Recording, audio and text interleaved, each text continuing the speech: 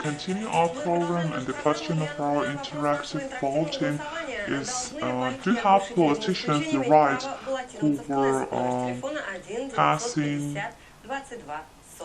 some punishment going to parliament?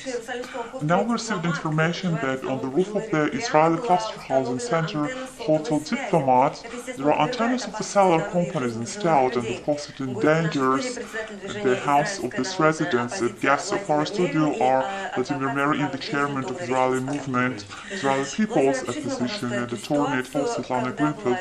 Please, Vladimir, could you describe us the situation when this antenna was installed? Well, the fact is that this antenna stand there already for 10 years, and according to the investigation results that we made together with attorney at law Svetlana Greenfield, it appeared to us that these antennas were standing there already for 10 years, but permission was only received in 2010 and 2011. Oh, this antenna stand there for 10 years? Yes. But did it really affect the health of the residents of the hotel? More than 60% of the residents of the hotel are oncological patients, and there are a lot of them who just passed out. Svetlana, please explain us what is the legal aspect of this situation. Does cellular company have a right to put these antennas, install these antennas on the roof? Formally speaking, these antennas right now stand there having these permissions. And there are two permissions. It's one of the Ministry of Ecology and another one of the Municipal Power. It's a local commission of planning and architecture, and these permissions have been received in 2010. But what's interesting is in the result of our applications, even the ministry itself recognized, because it's well known that these antennas do affect and endanger and may cause damage to the house of the residents, that in the future tenders, ministry has prohibited installing these antennas to the owners of these cluster housing centers and hostels. But on the roof of this hotel, because the contract with the owner of the hotel was signed in the 90s, when still this prohibition by the ministry didn't take force, was not enforced, so these antennas stayed there, and they stand there. And there are two important problems, legal problems with this decision. We believe that this decision is a decision of the administrative power, and the ministry that is responsible for this, the institution, apart of the formal agencies that grant these permissions to the cellular companies, it's the Ministry of Absorption, because namely the Ministry of Absorption has responsibility for these residents of the hotel. The problem is that these residents even didn't have or not given the right to even give their consent and to argue, to give their arguments, their opinion. It's a basic right before making this decision. Did you apply to the ministry? Did you receive some response? Yeah, we started with all this 1 year ago, and after various applications. But why only 1 year ago? This antenna stand there already for 10 years. Well, the ministry exploits the fact that these poor residents of the hotel don't have means to hire a private lawyer, they don't have money, so with attorneys applications, we started only 1 year ago, but these residents independently and with help of the movement Israeli People's Opposition applied for a few times to various institutions and agencies. We even made a video clip in the internet, and this video clipping was sent to the Human Rights Center, to Geneva, to the United Nations. Did you receive some response?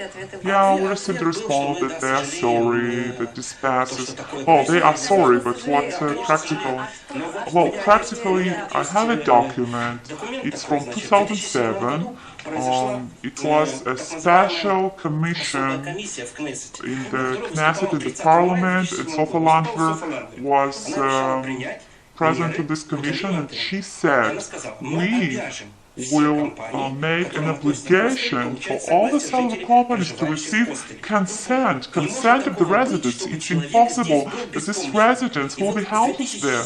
And from 2007, in 2009, Sofia Landwehr became a Minister of Absorption. We applied to her. We were coming to the administration of the hotel, and they were telling us all the time, well, apply to the ministry, we make everything on the permission from the ministry. And the ministry tries to transfer its responsibility to some other institutions. I don't know where, to the Lord.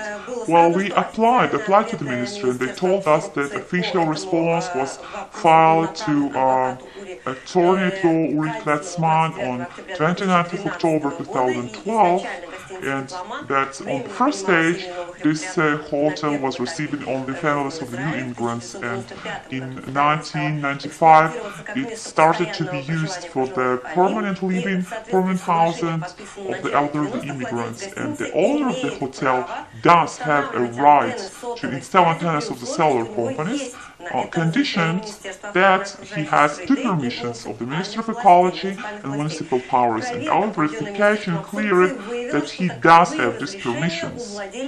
However, it's a very interesting part that follows.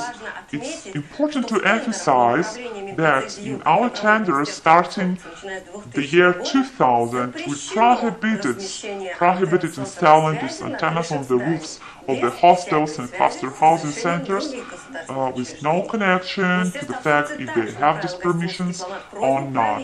But we applied to the owner of the hotel in order to check the possibility to remove these antennas. But what are the deadlines? What are the time periods to remove these antennas?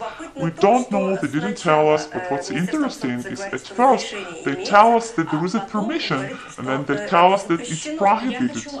I would like to make here an important point. The fact is that the norms in order to install these antennas in Israel right now, the norm is 100 microwatt by square centimeter, and it's 100 times higher. Just think of this figure, 100 times higher than the norm in most European countries. And the draft law, in order to decrease this norm to 1 microwatt to the square centimeter that is in most European countries accepted, lies on the table of the Minister of Ecology, and he doesn't sign it.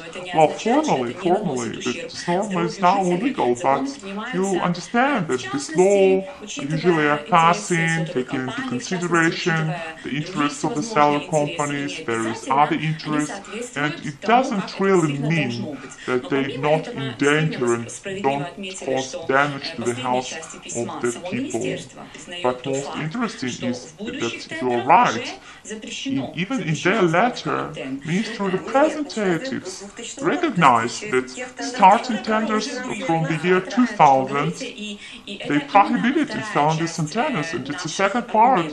It's a second part of our arguments in our petition to the High Court of Justice. If they don't voluntarily remove antennas, that they will ask to do so in our letters.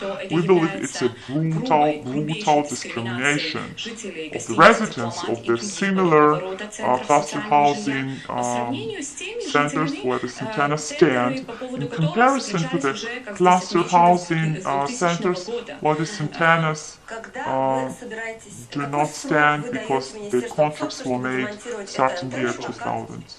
Well, what is the deadline? The deadline that you put to the ministry in order to remove these antennas? This deadline has already passed because after receiving the last response from the ministry, we filed a new letter saying that this response doesn't suit us and that we demand that antennas will be removed by November 30th, but we didn't receive any response from the ministry to this letter. What do you want really to file this petition to the High Court of Justice? The thing is that the petitioner who files petition to the High Court of Justice has to show that he made every effort in order to resolve the conflict by peaceful ways before applying to the court. That's why we wanted to give to the ministry the last chance to resolve this conflict before applying to the court. Well, apart of telling this now, did you tell this to the ministry? Yeah, we told this to the ministry in open letter. This open letter is published in the internet, so it's an open letter. So how much time you give to the ministry right now? Because seriousness of your intentions and the deadlines, the period times you give to the ministry also matter.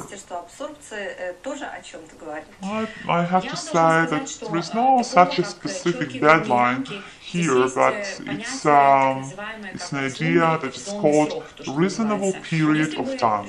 If representatives of the ministry would apply to us and they would tell us they need, let's say, 1 month in order to remove these antennas, I believe that the poor residents of the hotel would wait, because they wait already for a very long time, but we just feel that this letter was ignored by representatives of the ministry. Well, if ministry ignores your applications, probably it gives you a carte blanche to go to the High Court of Justice. Surely, we wanted to give the ministry last chance to remove antennas voluntarily, but if not, we decisively want to file it and already work on this petition. Maybe a state or the government may compensate somehow this damage. Well, it's totally different legal process and there are different conditions for it, but to file High Court of Justice petition, we have all the argumentation and the basis, and we can make it in a very short period of time. Also, a very important thing is when we started to check the contracts, it appeared that the residents of the Hotel Diplomat lived there without contracts. Yeah, there are 2 copies, and both of them were taken of them. They live like slaves in the villages of Stalin period. Well, on this point, we don't have reaction from the ministry. That's why we will discuss it next time. But thank you so much for your participation, and we believe that representatives of the ministry have heard us, and if we have some possibility to help residents of the Hotel Diplomat, we will make any effort to help them. Thank you so much, Svetlana and Vladimir.